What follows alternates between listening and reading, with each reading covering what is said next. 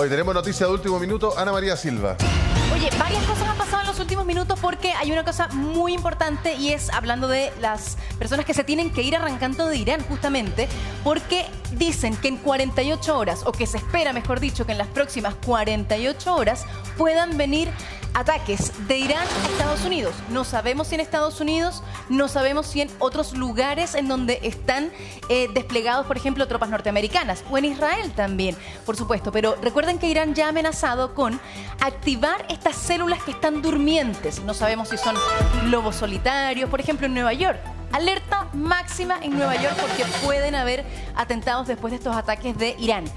Pese a que les acabaron con las principales cabezas de su ejército, con los científicos nucleares, con sus instalaciones, están sin luz, o sea, están bien golpeados. Irán, hoy día, están siendo bombardeados incluso la Guardia Revolucionaria de Irán. Pese a eso, siguen amenazando y Estados Unidos teme un ataque en las próximas 48 horas. Bueno, eso sería, bueno, ya tiene abierto un flanco interno Donald Trump respecto de que algunos están hablando de hacer un impeachment, digamos, porque haber utilizado la fuerza de esta manera estaría fuera de la Constitución de Estados Unidos. Sí, pero fíjate que ese debate es bien bueno también, pero yo te diría que va perdiendo fuerza porque finalmente, si tú te pones a ver las declaraciones de incluso la OTAN, allí veíamos una imagen recién de estas reuniones que hace la OTAN. La OTAN ha dicho, Irán no debe tener armas nucleares. Claro. ¿Qué dijo Francia, Alemania y Reino Unido? En conjunto, en bloque, Irán no debe tener armas nucleares. O sea, en definitiva, como que no han condenado directamente este ataque de Estados Unidos por considerarlo inconstitucional, por ejemplo. No, claro. Lo que pasa es que dentro de la política estadounidense, por supuesto, están los intereses partidarios, los demócratas y algunos republicanos. Pero respecto de esta amenaza ¿cómo se llama? Para Estados Unidos respecto de represalias. Así es, en territorio continental de Estados Unidos la cosa se pone color de hormiga para Donald Trump. Ahora, esto, si se trata de represalias en las bases que Estados Unidos tiene en Medio Oriente, yo no sé qué tanto,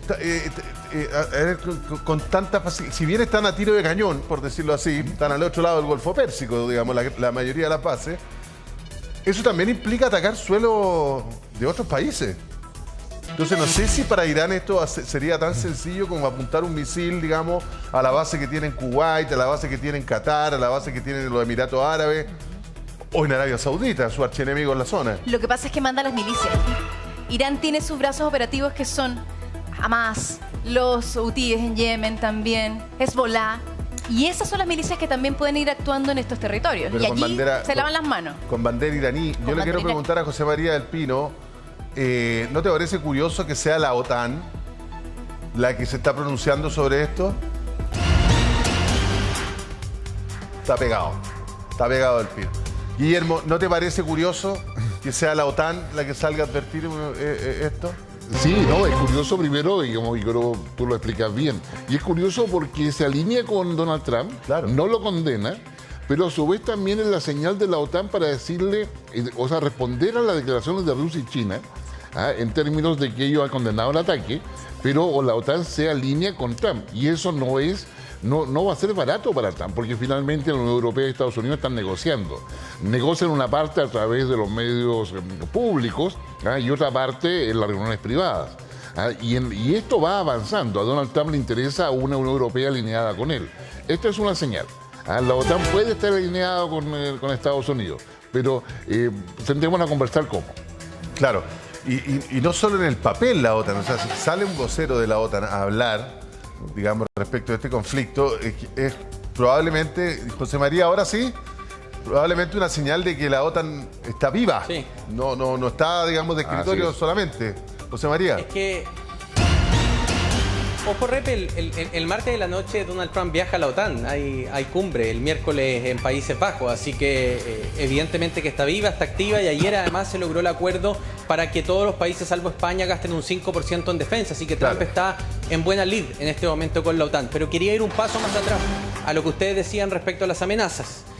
Tenemos dos posibles amenazas en este momento de Estados Unidos. La primera ya la dijimos, sobre los activos de Estados Unidos desplegados en Medio Oriente. Algunos dicen incluso Irán podría querer arrastrar otros países de Oriente Medio a la guerra, como lo intentó hacer, por ejemplo, la guerra del Golfo el año 91, Irak. Un escenario, entonces, atacar activos de Estados Unidos indistintamente donde están instaladas esas bases e intentar hacerle daño a las fuerzas de Estados Unidos desplegadas ahí. El plazo de las 48 horas lo empezamos a escuchar anoche, de hecho, que la Casa Blanca hablaba de 48 horas de tensión, 48 horas de tensión. Están esperando la respuesta, no se sabe, no hay certeza todavía cuál va a ser la respuesta. Pero al ciudadano común y corriente, al que camina por la calle, no es esa respuesta la que más le preocupa, porque puede tener un pariente, puede tener amigos, puede tener distintas personas que están desplegadas en Medio Oriente. La que le preocupa es la amenaza interna. Exacto. Me permito contar una anécdota, pero cuando estudié en Colombia, yo tomé el ramo de contraterrorismo y mi profesora era la directora de la agencia de contraterrorismo de la NYPD. A propósito que usted hablaba en Nueva York, ¿sí? en extrema alerta.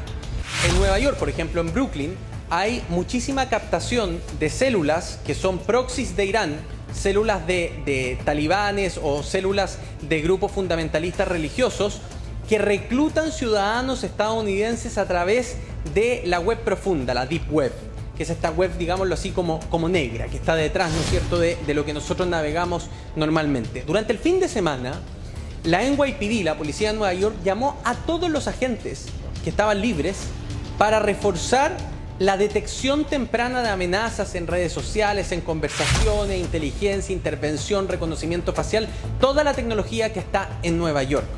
Porque una gran preocupación es que el lunes pasado, perdón que hagamos de nuevo historia, el lunes pasado, que parece que fue hace un año, pero fue ayer, el lunes pasado, en la cumbre del G7 en Canadá, cuando Trump suspendió la cumbre y se vino volando rápidamente a la Casa Blanca esa noche, Irán le mandó un mensaje a Donald Trump.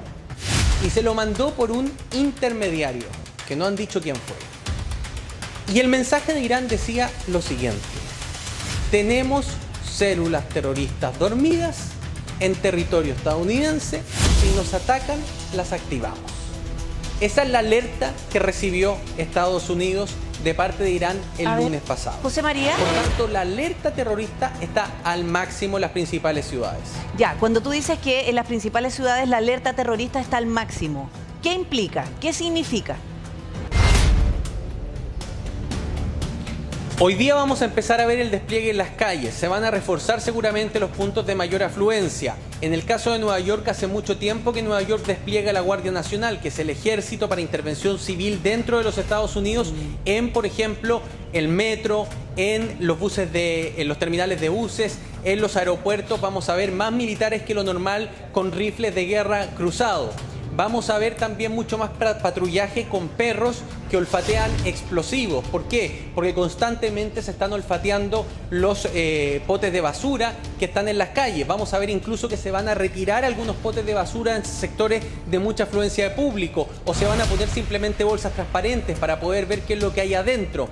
Eso lo vamos a ver en Nueva York, en Los Ángeles, en Chicago, aquí en Washington, D.C. Hoy día en la mañana, por ejemplo, aquí alrededor de la Casa Blanca, si bien todavía no han cerrado el acceso para que la gente se acerque al frontis, a la reja, que es desde donde estaba saliendo el jueves pasado con ustedes, ¿no es cierto? Vi muchísimos más miembros del servicio secreto patrullando en un perímetro más amplio, y muchos de ellos acompañados de perros, olfateando muchos autos que estaban circulando alrededor. Incluso autos gubernamentales con placa patente del gobierno estaban abriéndole los maleteros para olfatearlo, sabiendo que son funcionarios que vienen aquí adentro y seguramente a buscar a alguien.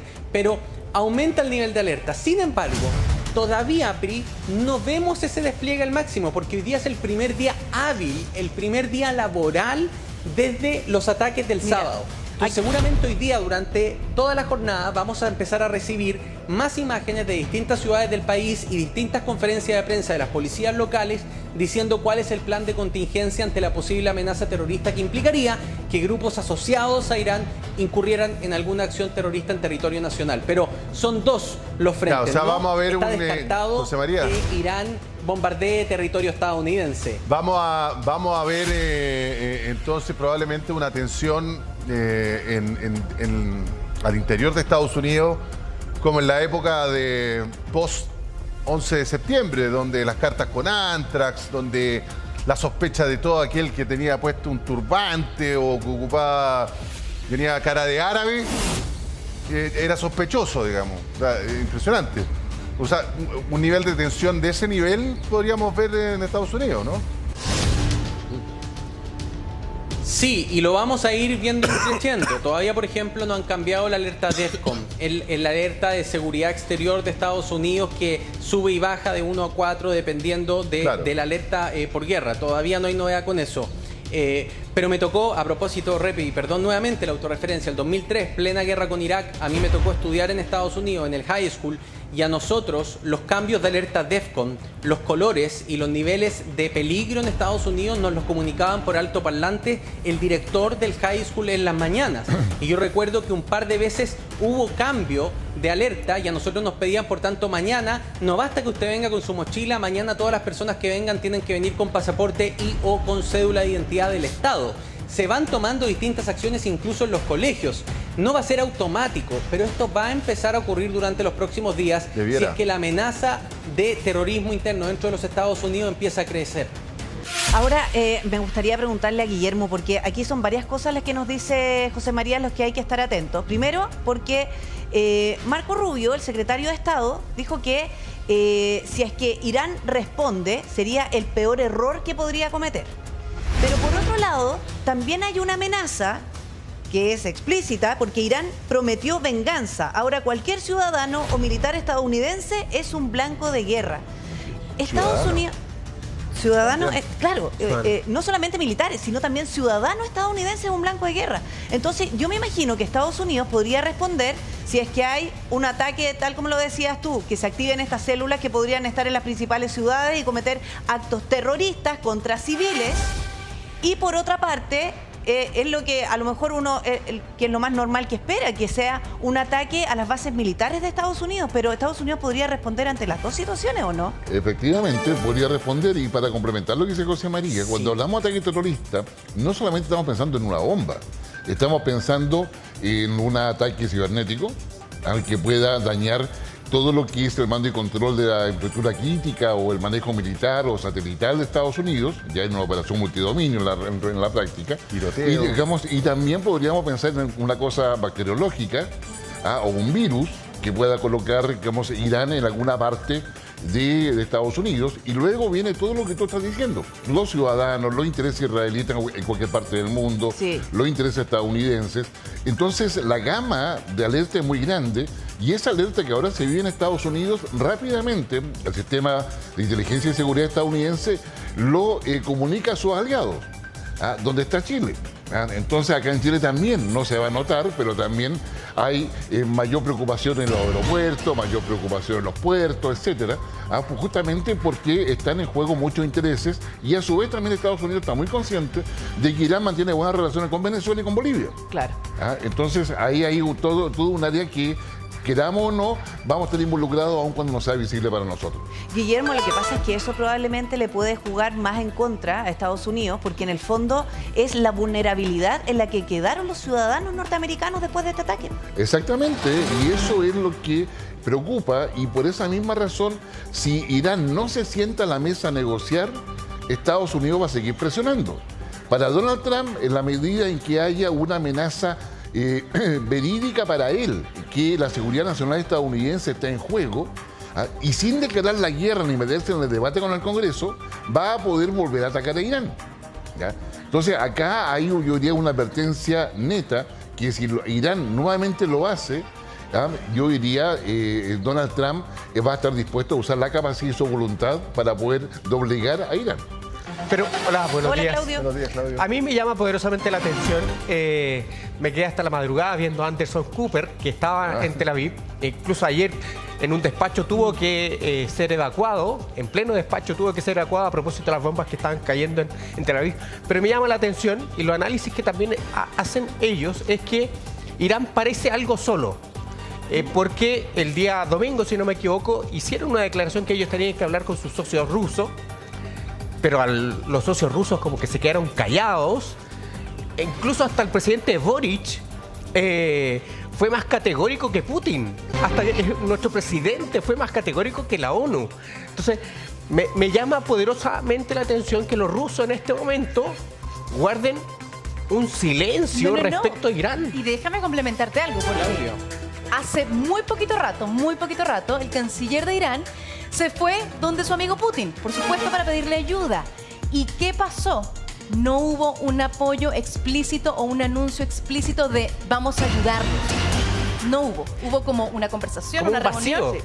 Le hicieron Hasta ahí un quedó. vacío. Pero te acuerdas que antes de este ataque, el día que estuvo de cumpleaños Donald Trump, José María, será el sábado pasado, tuvo una conversación con Vladimir Putin y ahí nosotros suponíamos que él tenía ya la cancha libre, porque probablemente eso fue la tranquilidad que tuvo Donald Trump.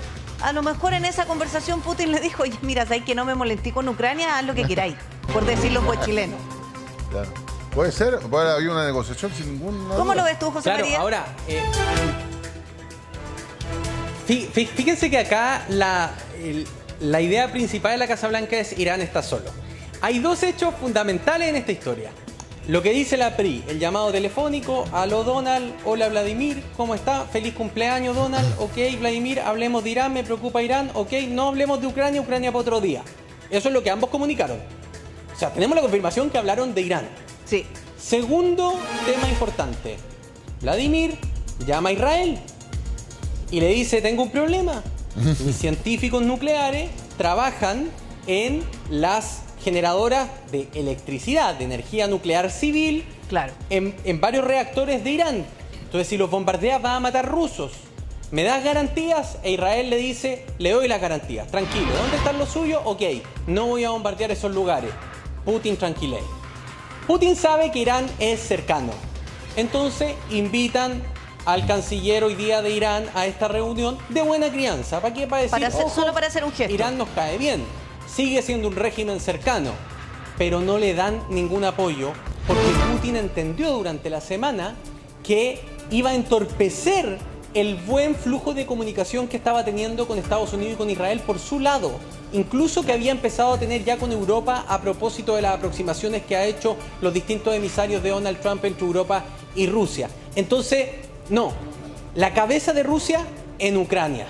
China, Ricardo lo puede decir mejor que yo después, pero China gobierna a través de la conquista comercial y cultural. Exacto. No es un país belicista, por más de que tiene un ejército disuasivo, no va a ir a meter misiles a Irán, no se va a meter en ese conflicto, va por otro lado. Entonces, Irán está solo. Aquí te lo repiten los oficiales de la Casa Blanca. Irán está solo. De hecho, yo estaba mirando para atrás de repente, ahora voy a mirar con ustedes para ver si es que estaba el marín en la puerta. Y parece que ahora pusieron al marín, así que ya está Donald Trump en su oficina, aquí a mi espalda, en el ala oeste. Y seguramente durante la mañana vamos a empezar a tener algunas novedades. Está solo Irán. ¿Por qué se quedó? Se venía quedando solo. Hay que recordar que el ataque a suelo israelí del 7 de octubre del año 2023 tiene una génesis que es bastante clara. Los equilibrios de poder... ¿Me puedo parar, señor director? Los equilibrios de poder en el mundo, en Medio Oriente, están determinados por Irán, potencia chiita, y Arabia Saudita, potencia sunita. No, es que me lo voy a explicar. Gracias, Anita. El punto es que en la primera administración de Donald Trump se empezaron a empujar lo que se llamaron los acuerdos de Abraham, ¿no es cierto?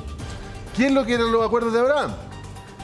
Que Israel pudiese mantener reconocimiento y relaciones formales diplomáticas, por ejemplo, con Arabia Saudita. Y estaban muy cerca. Entonces, ¿qué es lo que hace Irán? ¿Qué? ¿Otro país árabe más que va a normalizar relaciones con el Estado de Israel? Se acabó. Chiquillos de Hamas, que además son sunitas, Hamas. O sea, uno no podría entender, pero bueno, el amigo de mi enemigo es mi amigo, ¿no es cierto? Ataquen, que se derrumbe todo. ¿Y qué es lo que pasa? Apostó Irán a que una reacción israelí sobre Hamas y el pueblo palestino iba necesariamente a hacer lo que pretendió hacer Saddam Hussein el año 91 en la Guerra del Golfo. Ataco a Israel con misiles para que Israel reaccione. Entonces el mundo árabe va a decir, ¿qué? Los israelíes atacando árabes, musulmanes. Claro. Pero hay otra cosa no para terminar, Anita. Entonces, esa es la génesis del cuento, ¿me entienden? Pero ¿qué es lo que pasa? Que el resto del mundo árabe, e incluso los rusos, que han descubierto con el paso de los años y las décadas, que Israel tiene mucha tecnología. No es que lo han es descubierto, es evidente. el país que tiene más Sí. startup per cápita del mundo.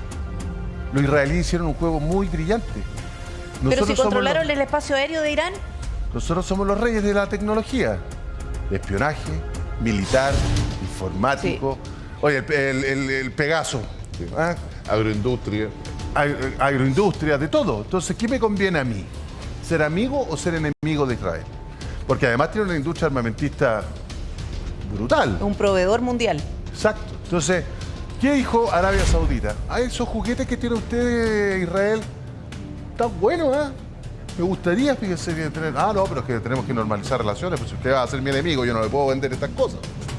Estos juguetitos que tengo yo. Bueno, entonces empecemos a conversar, ¿no es cierto? ¿Y quién propició todo eso? Estados Unidos. Los acuerdos de Abraham. ¿Y qué dicen los rusos? Lindos los juguetes que tienen los israelíes, fíjate. También me gustaría no llevarme tan mal con ellos, sino que más bien como tener una buena relación. ¿Y qué pasó? Irán se empezó a quedar solo. Y no solamente solo en torno, porque sus proxies, es decir, José María, termino con esto. Hezbollah en Líbano, prácticamente neutralizado con los Viper. Jamás, ya sabemos la situación en que está. No, solo quería acotar Dígame. que no se trata solo de las armas. Sobre todo en Medio Oriente, los israelíes hicieron algo brillante. Desarrollaron la mejor tecnología para quitarle espacio al desierto. Exacto. Para hacer fértiles tierras que no se podían... José María, son exportadores de alimento. En eso. Exactamente. Entonces, el mundo árabe empezó a decir, oye, los israelíes en una tierra que no servía para el La tienen cultivo, verde. se han transformado en exportadores de alimento. A lo mejor nosotros podemos empezar a darle verde a nuestros países también. Pero sin relaciones normalizadas es imposible poder hacerlo. Correcto. Ojo con Chile también, que estas tensiones con Israel, esa tecnología que a Chile, por ejemplo, le podría servir en la cuarta región o en aquellos lugares donde el desierto se Atacama, está comiendo la zona central todos del lados. país. No, yo solo quería aportar que justamente por eso que explica Claro. Repe, lo que complementa José María, por eso también los iraníes se apuran tanto en trabajar con la energía nuclear. Ellos dicen que no estaban construyendo una bomba atómica, que Estados Unidos los atacó por las puras, que no tenían su bomba atómica. Pero lo que dicen es que estaban a casi 2 semanas de construir una bomba atómica. Lo que dicen, Claro. y José María decía algo muy importante anoche, él decía, hay muchos desertores, digamos, hay muchos que están delatando a los iraníes, y así fue que se dieron cuenta que, por ejemplo, estaban distintas plantas nucleares, Claro, así salió sí, la el trabajo planta de inteligencia Natanz. que hicieron en la ¿Dónde interna vivía eran... ¿Dónde vi- el comandante y jefe de la Guardia Revolucionaria? ¿Dónde dormía? Los científicos, ¿dónde Los dormían? científicos. Decían incluso, era como una broma, decían que ni Snap, que es como el Uber de Irán, podía tener tanta certeza de dónde dormían los generales, los científicos, que acabaron con ellos, por supuesto. Entonces, claro, como pasa todo esto, o sea, está Y les todo tengo una papita. Este contexto global, sí, dale. ¿Qué papita? No, Anita, que está perfecto. Solo te quiero agregar un detalle, pero así como la guinda de la torta a lo que estás contando. Se retiró uranio de Fordow antes del bombardeo. ¡Oh! Ya. Las estimaciones de Espérame. inteligencia son que se retiraron 400 Eso. kilos de uranio enriquecido al 60%. Eso te quería preguntar. Antes, en los días previos al bombardeo. Ya, eso le quería preguntar a José María, Y porque esta uranio noticia- enriquecido al 60% permite hacer una bomba sucia. Ojo. Ya, eso le quería preguntar a José María, porque cuando manda Trump esta bomba o estas bombas a Fordow, que es una planta nuclear súper importante y que está bajo tierra, bajo mucha tierra o bajo cemento, ellos dicen está dañada o deteriorada o con ciertos daños, todavía no se sabe porque ¿Qué tan no hay gente en efectivo terreno. fue el ataque? ¿Se alcanzaron No se a sacar sabe. el uranio? Pero entonces empezaron a decir que sacaron el uranio, son 400 al 60%. Yo lo que no tenía la duda que tenía también era esa, que le quería preguntar a José María, es si fue antes o después del ataque. Entonces, Antes. si fue antes del ataque, quizá eso explica, José María, que cuando los norteamericanos bombardearon, no se encontraron con ningún disparo de vuelta. No, ninguno. Y digamos que esta instalación además, o sea, las defensas aéreas de Irán estaban bastante a capa caída porque Israel la ha destruido con mucha fuerza, Anita. Pero lo interesante de esto es que sí, Estados Unidos habría logrado, ellos dicen, la versión oficial de la Casa Blanca es un daño severo. esa es la versión oficial del Pentágono y la Casa Blanca, aunque hayan destruido las centrífugas, sí, retroceden el programa nuclear de Irán muchísimo, claro. Sobre todo en Fordow, que es donde estaba el mayor número de centrífugas de uranio. Pero, si yo alcancé a retirar material, porque otro se haya quedado allá adentro y esté ahora bajo tierra, amenaza, le entregan la posibilidad de al menos poner nervioso a alguien. Cuando nosotros hablamos de la bomba sucia, tenemos que decir que se requiere un 90% de enriquecimiento uranio para hacer una ojiva nuclear de una bomba convencional nuclear. Es decir, como las que tienen los 9 países que tienen bombas nucleares a nivel global. Pero en el paso previo con uranio enriquecido, es posible generar las denominadas bombas sucias, que no son una bomba nuclear propiamente tal, pero que generan el efecto del bombardeo a menor dimensión, pero son muy fuertes y generan radiación, y además la explosión puede ser igual de destructiva si solamente en un radio más acotado. Entonces, la pregunta que se están haciendo muchos en el mundo es, ¿qué va a hacer con esos 400 kilos que, insisto, la inteligencia ha dicho que se sacaron de Fordow antes? ¿Qué va a hacer? ¿Los va a negociar? ¿Los va a ocupar como amenaza? La verdad es que no se sabe. O lo va a seguir enriqueciendo. Que yo aquí tengo una duda, porque parte de la información que apareció el fin de semana es que la NASA habría captado al menos 13 o 14 camiones afuera de Fordow. Entonces, en esos camiones se habrían llevado este uranio enriquecido. Las fotografías de la NASA lo que logra es, por ejemplo, captar donde hay incendios forestales, donde hay calor. Y precisamente este uranio enriquecido, yo me imagino que tiene que ver con el calor, y eso se habría captado. Entonces, quizás Estados Unidos nos está haciendo creer que esto fue maravilloso, un operativo pero súper efectivo, destruimos Fordow, pero quizás esto lo alcanzaron, porque esta cuestión estuvo toda la semana dando vueltas a dónde iban a atacar. Ya, pero, y tiempo suficiente para trasladarlo a otro Priscila, lugar. Solo un paréntesis. ¿Alguien cree que esto fue sorpresa el ataque? O sea, en Twitter, a las 3 de la tarde empezaron a haber reportes que habían despegado los B-2. Fue tema en Twitter, primero. A las 4 de la tarde, creo, José María, y tú me corriges. Pero, Claudio. Espera, a las 4 de la tarde... Claudio, solo una acotación. Los aviones que estábamos siguiendo eran señuelos que se fueron para el Pacífico. Los aviones que atacaron eran los que iban calladitos por el Atlántico. Ya, pero José María, Trump interrumpe su fin de semana a las 4 de la tarde, se sube al avión para ir a la Situation Room, y por lo tanto era como 1 más 2, viene el ataque. Claro. Entonces solamente los iraníes esperaban esta sorpresa. Claudio, realmente me parece que solamente Trump parecía que esto era una sorpresa. No es que quiera corregirte, pero sé que durante el fin de semana circularon muchas versiones. Nosotros sabíamos desde el viernes que Trump llegaba a las 5 de la tarde de su club de golf en New Jersey. Teníamos todo su horario. Claro. Estaba absolutamente dentro de agenda, a tal punto que teníamos apostado nuestro pool de prensa a las 5 porque sabíamos que el Marine One iba a aterrizar ahí. Nosotros teníamos claro que el viernes Trump iba a dormir en New Jersey y el sábado se venía a la Casa Blanca. Sé que hay algunos medios que publicaron Trump interrumpe su... No. Los que recibimos, hay un documento que se llama el Week Ahead, que es donde la prensa nos mandan todas las cosas que no van a variar en la agenda del presidente Trump. Los que recibimos el Week Ahead, el anterior, ya estábamos... Y eso fue. Nadie entendió nada, Con el gorrito rojo, la mandan para la casa. Exacto, mira. Es súper relevante el ¿cómo se llama? Perdón, el mantener lo que hizo un poco la Casa Blanca. O sea, lo que está planificado se hace, ¿entiendes? Pero yo acá me gustaría preguntarle a ustedes, ¿qué dijo Arabia Saudita de los ataques? O sea, levantaron las alertas, por supuesto, porque tienen gente Irak? allá. Tienes que preguntar, ¿quién cuestionó? Nadie ha dicho nada. De cuestionar. Nadie ha dicho nada. ¿A Arabia Saudita le conviene que Irán tenga una bomba nuclear? Por supuesto que no. Pero si en algún minuto dijeron que Estados Unidos estaba haciendo el trabajo sucio para ayudar a todos esos países, para equilibrar toda la región. Yo dudo fehacientemente de que Irán hoy día tenga una capacidad de respuesta mayor. Puede intentarlo, por supuesto, con sus proxies, sus células, por aquí, por allá. O sea, que Israel dijo que ya faltaba muy poquito o muy pocas horas para terminar, para que el trabajo se acabase. ¿Tú crees que la gente del Mossad se fue a acostar después de esto? ¿Que salieron todos los agentes que están al interior de Irán? Yo me imagino que en Irán va a haber una purga de... De soplones. Va a haber una purga, pero... Tremenda, pero... Por supuesto que esto sigue trabajando. Israel volvió a atacar a Irán. en la Ahora última hora. están, van Entonces, misiles, vienen misiles. Esto continúa. El punto es que Estados Unidos ya se repliega y dice, chiquillos, ahora ustedes sigan adelante con el tema.